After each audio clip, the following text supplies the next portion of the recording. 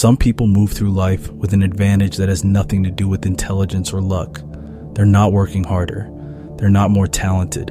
They just understand how human behavior actually works. And that understanding changes everything about how they operate. Here are 5 patterns they see that most people miss. The first pattern: most people operate on autopilot, and that predictability is leverage. Human behavior follows patterns. The same person will react the same way to the same stimulus 90% of the time. William James, who founded modern psychology, said habit is the enormous flywheel of society. Most actions aren't decisions, they're repeated programs. Henry Kissinger understood this. During Cold War negotiations with the Soviets in the 1970s, he'd schedule critical meetings late at night. After long dinners, after hours of smaller discussions, he was waiting for decision fatigue. When people are mentally exhausted, they stop generating new responses. They default to familiar patterns. Kissinger had already mapped those patterns. He knew what they say before they said it. This isn't manipulation.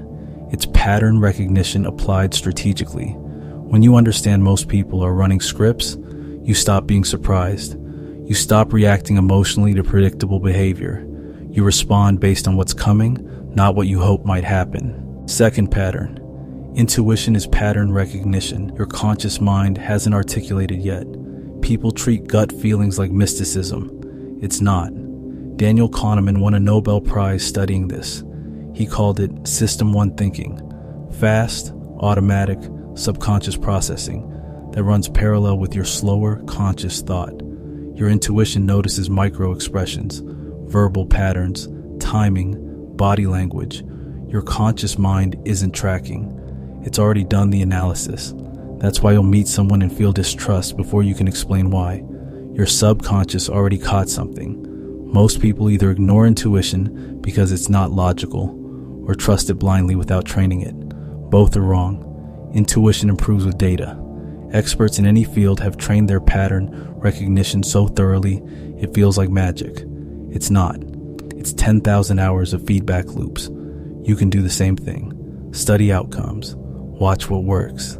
Your gut gets sharper when you feed it better information. Third pattern: certainty is more persuasive than accuracy. Robert Cialdini spent decades researching influence. One of his core findings: people don't evaluate truth well. They evaluate delivery.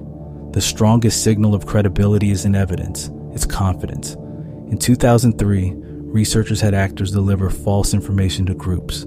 Half used hedging language. I think, maybe, possibly. The other half spoke with certainty. Same wrong information. The confident actors were believed 80% more often. Think about that. Every time someone says kind of, or I'm not sure but, they're signaling low confidence. And low confidence reads as low credibility, even when the information is correct. This isn't about lying. It's about understanding that verbal doubt undermines you before you finish speaking. If you're 70% certain, speak like you're 95% certain. Remove the hedging. People respond to certainty because it signals competence, even when it shouldn't. Fourth pattern: your standards are just the current boundary of what you tolerated. Viktor Frankl survived Nazi concentration camps and became one of the most influential psychiatrists of the 20th century. He wrote that between stimulus and response, there's a space. In that space is your power to choose. But choosing requires admitting you're choosing. Standards aren't abstract principles. They're enforced boundaries.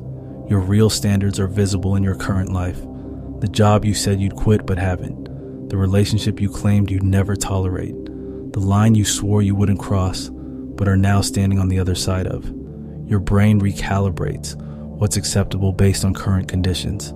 That's how people end up in lives they swore they'd never live. Each time you tolerate something you said you wouldn't, your nervous system updates the threshold. The boundary moves incrementally. If you want different standards, enforce different boundaries. Not talk about them. Enforce them. And that means accepting the consequences. Conflict, discomfort, change. Most people would rather keep the current situation and complain than enforce a new boundary and deal with the fallout. Fifth pattern: the life you want requires becoming someone you're not yet willing to become. Carl Jung said, "You are what you do, not what you say you'll do." Identity isn't discovered, It's constructed through repeated behavior. The person you are right now is perfectly calibrated to produce the life you currently have. If you wanted different results, you'd already be a different person. David Goggins was 300 pounds, depressed, working pest control. He didn't transform because he got motivated. He started behaving like the person he wanted to become before he actually became that person. He ran when he didn't want to, trained when he was exhausted, not because he felt like it, because that's what the identity he was building would do. The behavior came first. The identity followed. People want the outcome without the identity shift. They want the business without becoming the kind of person who runs a business. The body without becoming the kind of person who trains consistently. It doesn't work that way. You can't have the result while still being the version of yourself that doesn't produce that result. The only question is whether you're willing to become someone else, not a better version of yourself, someone structurally different, because the current version is working exactly as designed. It's just designed for the life you have, not the life you want. The question isn't whether these patterns are accurate, is whether you're going to act like they are.